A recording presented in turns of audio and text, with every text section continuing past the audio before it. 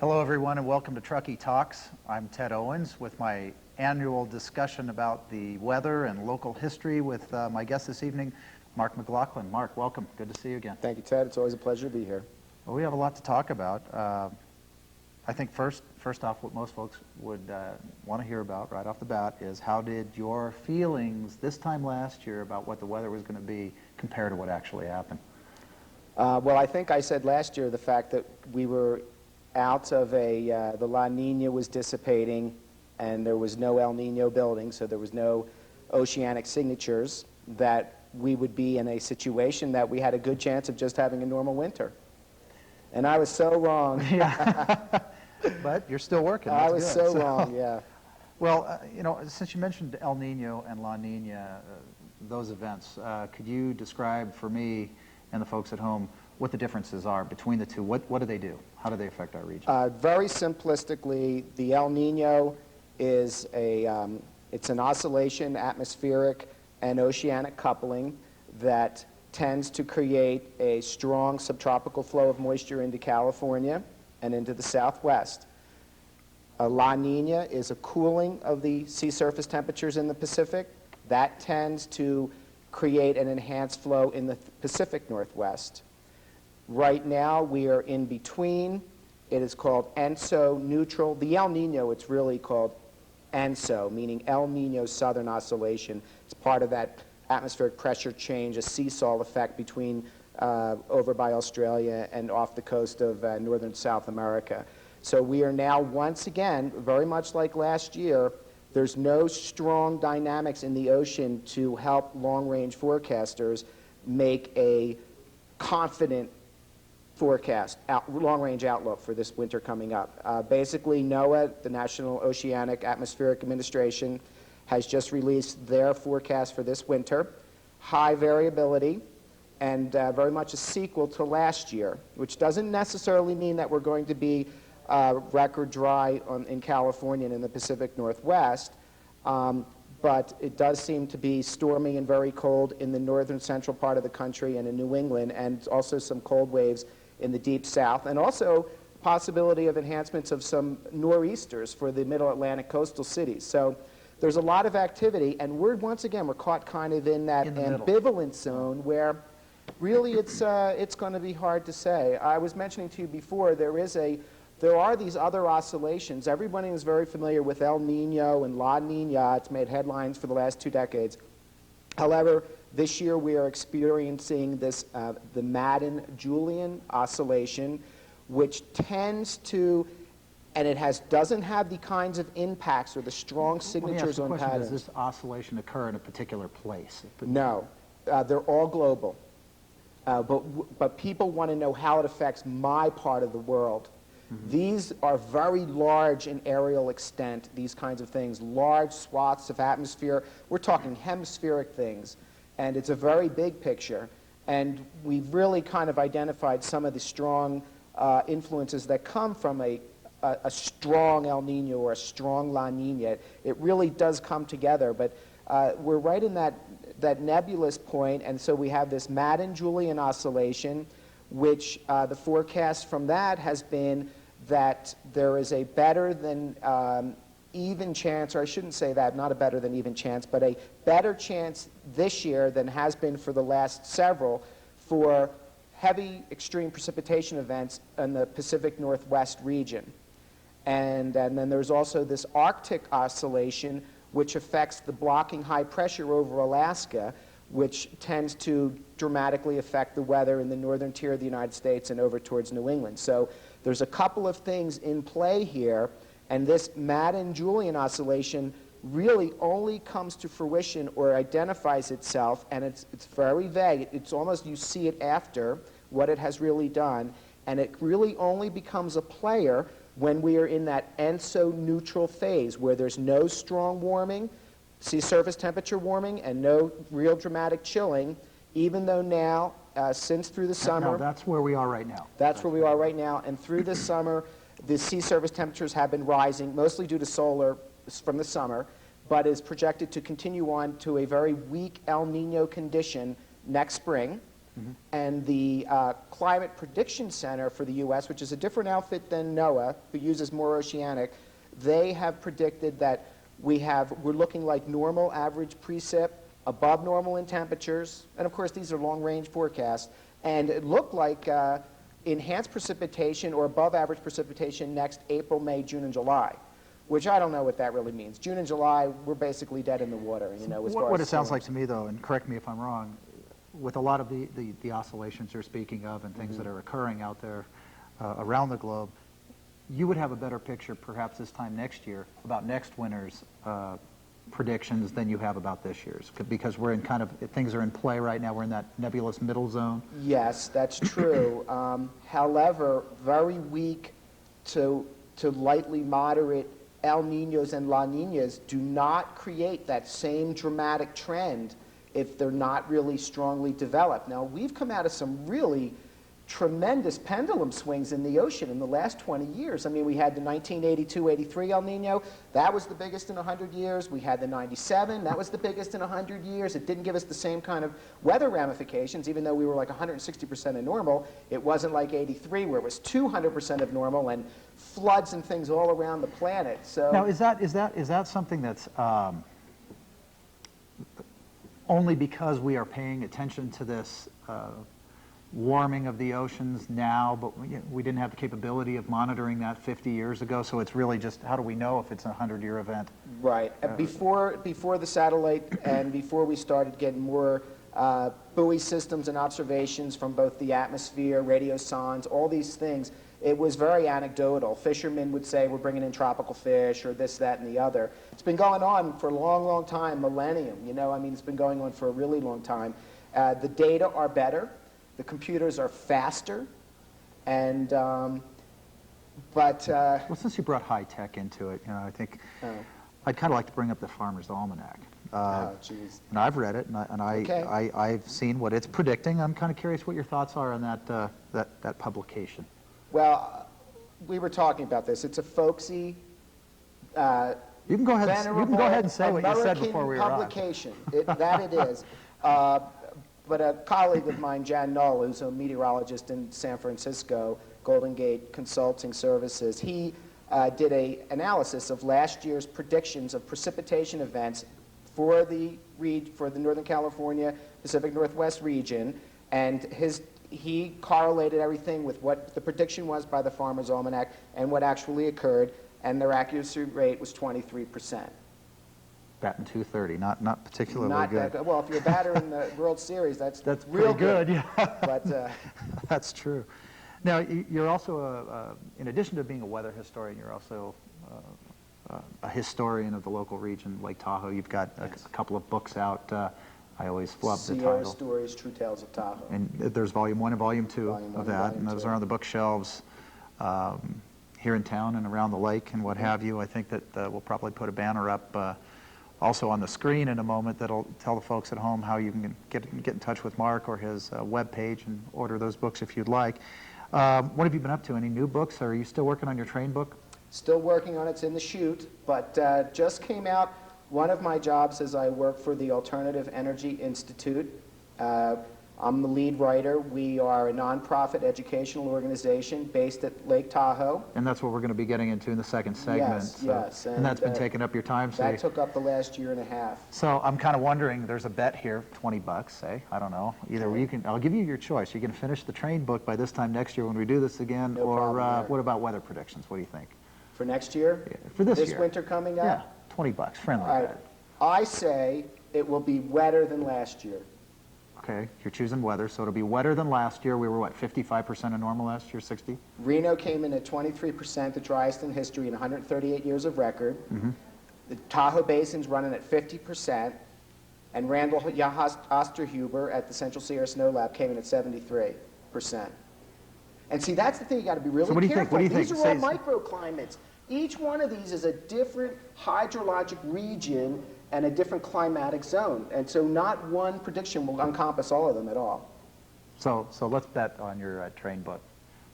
I will bet that it'll be $20 out for and what? Father's Day next year. Father's Day? Yeah. Okay. $20? $20. You You saw it, saw it. folks. And we'll pay off next time this year, or this time next year. Okay, now tell me, any anecdotes from recent studies on local history? Anything you've come across? Nothing too exciting, or? No. Okay, well, I'll move right on. There's lots of things to talk about. You know, I've got something I'd like to hear you talk about. Our particular region, Truckee in particular, has been quote unquote discovered, if you will. And I'm kind of curious, I was thinking earlier today, from a historian's perspective, how do you think a person such as yourself, a historian, would treat Truckee during this period of time, what we're doing here? In the future? In the future. Well, I think part of what's going to come out of this is how the infrastructure is developed. You know, it's the typical thing. Once somebody arrives somewhere that they want to live, they want to say, oh, why is anybody else coming here? It's not, you know, shut the gate or do whatever you want to do. And I think what worries me is the fact that there's no very large overall regional comprehensive plan for transportation and development in the region. We have, and this is germane to the West at large, you know, all of California, all Nevada. Consistent with our history. That's right. We have very microcosm kinds of things with local governments, and people are unwilling to give up control for an overarching regional plan, in a sense. And I think, as we were talking about this, and I said it brought to mind is, you know, paved paradise and put up a parking lot. Right. Now, I saw that in the early 90s down in Reno, and they're just going to fill that whole basin. It's just going to be filled with homes and everything. And it's not that I'm against people, but at some level, what I believe happens is, even if people make more money on a year-to-year basis, I believe that the quality of life suffers, and that's at least as important as the money you make by the hour or by the annual wage. So, you know, I'm actually right now reading Cadillac Desert. Okay. And it's kind of fascinating, and the reason I asked the question is... Scary, too. It is scary, too, that's right. But we will be looking back 50 years from now at planning decisions that are made jurisdictionally today. Yet you're speaking of a region that might encompass Lake Tahoe, Truckee, north to Gray Eagle. Am I correct? Yes. And, you know, I mean, part of the whole premise of the Cadillac Desert is the fact that water supplies will always be very difficult in the West. I mean, we have a burgeoning population. We have 35 million people that we know of. I know, and Los between Angeles California is a and desert. Nevada.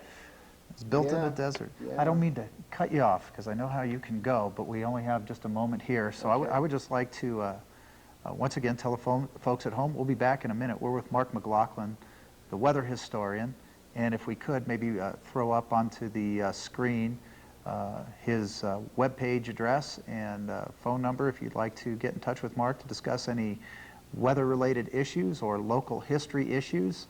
He's more than happy to help you out, and I would advise checking out the stormking.com. I just posted a whole bunch of Nevada weather records up there, too. Yeah, it's an interesting site. Oh, I well, really thank you. appreciate it. So Thanks. we'll take a break, and we'll be back in a moment. We're going to talk about some new endeavors that Mark is involved in, having to do with alternative energy sources, and look forward to that discussion. We'll be right back. Thank you.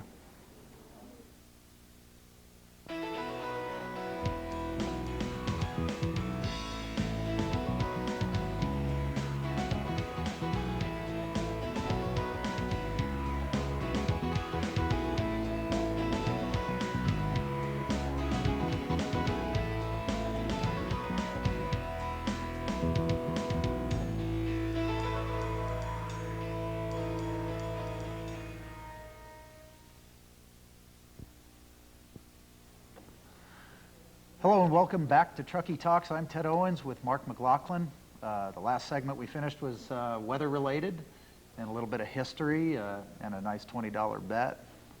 And you've been quite busy in some other areas that many at home that have seen these interviews for the past couple of years might not expect. You've got well, before I introduce your book, tell me what the Alternative Energy Institute is. What is its mission? What's it about? The mission, the Alternative Energy Institute, is a nonprofit educational organization And we are committed to educating the public about an approaching energy crisis in the sense that we know fossil fuels are non-renewable. We know that they're very polluting. We also know that renewable energies like wind power, solar power, biomass gasification are existing technologies. They do work, but it's not quite a guarantee that this kind of electricity generating resource will replace the overwhelming amounts of cheap oil that we've been using for this century. And what will we need to get us through the 21st century and leaving a planet, passing on a planet to future generations that's not depleted with a ravaged environment and a polluted biosphere and all of these things. We're living large now, but there's a price, there's a cost. No, I understand that. The cost is, your book is very timely, as we're involved in a war in the Middle East right now, and over the past 30 years, we're now 2 wars over oil and entering our second recession over oil. That's right. Kind of makes you wonder when we're going to learn. Now, you were recently on the National Public Radio, NPR, on your book. I just wanted to ask you, were they more professional than we are here? Are we doing okay? You're doing fine. Okay, good. With that, I'm going to introduce your book, which is, I want to get this right. Can you get it on the camera on a tight shot? Let's see if we can get this so the folks at home can see what it's about. It's called Turning the Corner, Energy Solutions for the 21st Century. And we'll be showing you on the screen how you can order this book at the end of this segment. But for right now, let's talk about it a little bit.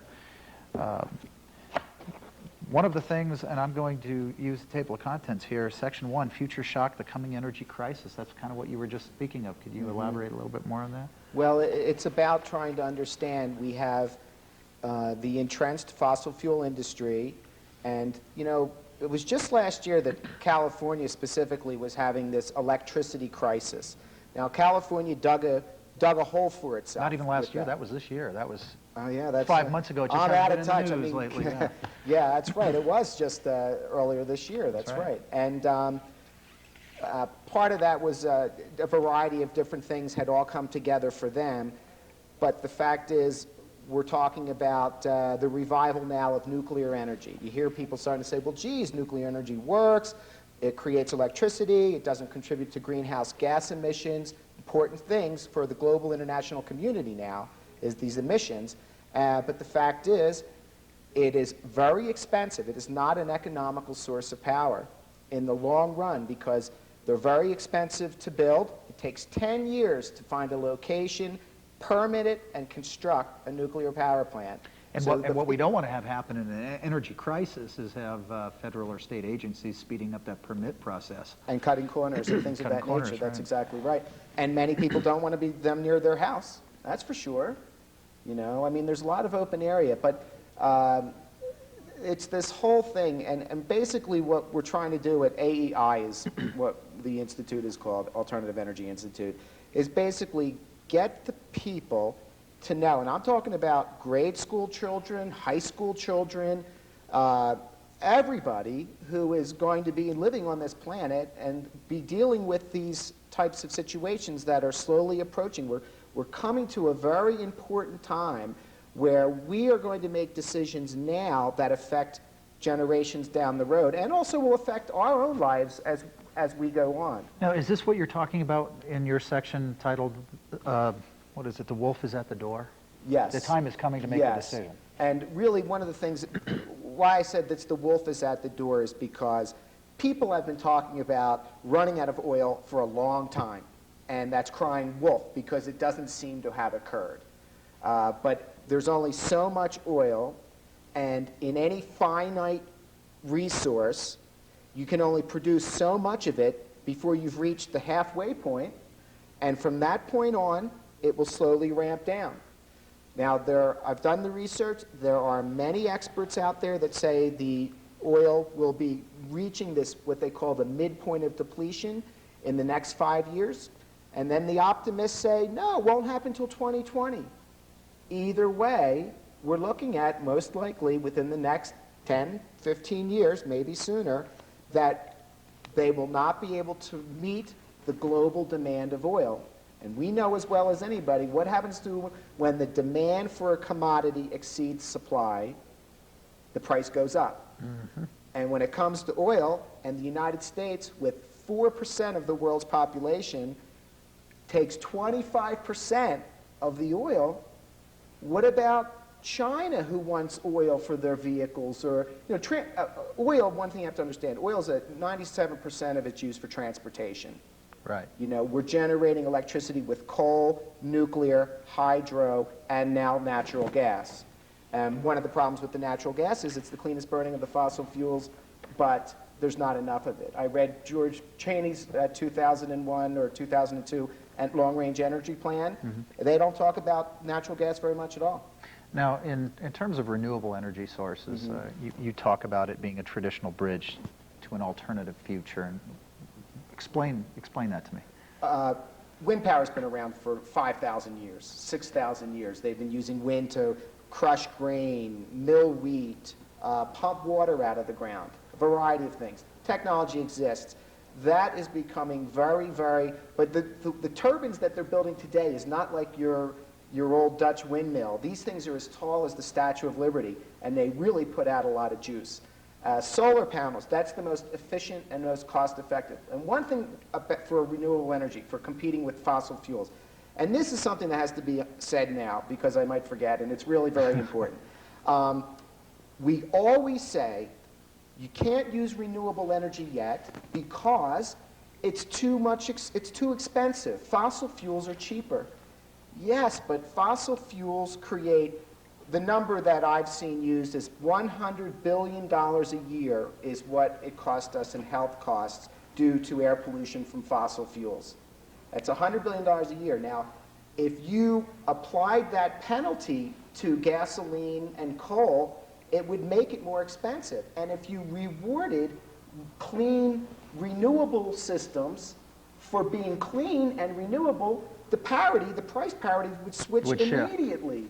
And they would be now really economical. So it's where are you going to make that call? Are you willing to breathe bad air to have cheaper gas, or what are you willing to do? What about tidal and ocean thermal? I thought that was an interesting chapter in your It book. is. They call that OTEC, ocean thermal. It's basically using the temperature differential between upper surface bodies of water and deeper levels. And by using that, you can use pressure and things. And they also have tidal, where ingoing and outgoing tides and such can spin turbines and things like that. Capture the energy. That's right. They're very diffuse. They're small parts of the world that really can use that. And that's not going to, run New York City, I'll tell you right now. Well, we have about 4 minutes left. Let's get into the energy revolution and technologies that are on the horizons. Okay. Basically, what I've gotten so far is, we're coming to an impasse. We have technologies that are out there, but there are also other technologies perhaps yet to be developed and exploited. And what would those be? There is the so-called cold fusion, and there's a variety of things that we can talk about with that. However, it tends to get technical, and skeptics who even believe that this is something that does work believe it's not robust enough to generate the kind of energy amounts that we're going to need. And it's really called fusion in a test tube, in the sense, if the U.S. is spending tens of billions of dollars for hot fusion, where you use a magnetic field to hold this plasma together, and you're going to try to do it. And they're looking at 20, 30 years for that. The technology is still way out there. These are all these things in Section 3 of this book, these are the possibilities of emerging breakthrough propulsion and energy. Which is what you meant by the race for new technologies. That's right. And the race is between, are we talking competing countries in the development of this? Absolutely. And where does the United States fit into that? It's hard to tell. I mean, one of the biggest drawbacks in the United States is the organized or the professional level, the scientific community, the academicians and such, they are really not at liberty to delve publicly into new energy technologies. In some ways, if you say, look, I'm working on cold fusion, or I'm working on gravity modification, they're going to excommunicate you from the professional level. You won't be invited to go to conferences and talk about it. You won't get your work published in scientific journals. So when I find people that are doing this research, many of them are in other countries, or they're emeritus professors or scientists who have retired, they're living fine, they don't have to worry about losing their reputation. But I have met many men and women, professionals from Los Alamos National Laboratory and everything, who are really trying to push this. It's going to take a long time. Well, it's an uphill battle. I know that there were right. technologies that have been around since the 1920s that for many years were put down and squashed by the oil industry. There was no funding for developing that energy because the oil industry didn't want to compete with it, and we have some of this going on here. And things like this will. are very destabilizing. You know, they destabilize the status quo. And if we're talking about multi-billion, trillion-dollar industry, when you think about the energy, total energy, you don't want to destabilize it. No, not that. But it's getting destabilized underneath us anyway. It is. Well, we still have to look to the future, and I think that's what you've done an excellent job. I look forward Well, thank you. to completing your book. Let me put it up one more time for the folks at home. I wanted to say, I mean, I wrote this book. Sure. It's really quite easy to read. And many go. resources and footnotes and references in the footnotes, and many of them are internet related. And also on our website, which is www.altenergy.org, we will post changes to the book, updates to the book. And we've got that on the screen right There you now. go. That's for the folks at home. You can order Turning the Corner, Energy Solutions for the 21st Century. What is that? Altenergy.org. It's a little Yes. far away and I need new glasses. Yeah. Mark, listen, this has been really a great experience this year. Look forward to Always a having you pleasure to back be next here. year, and I look forward to spending some time with your book. Good. Thanks very much. Hey, my Appreciate pleasure. it. You bet. Thank you. And to you at home, thanks for watching another episode of Truckee Talks. I'm Ted Owens, and have a good evening. Bye now.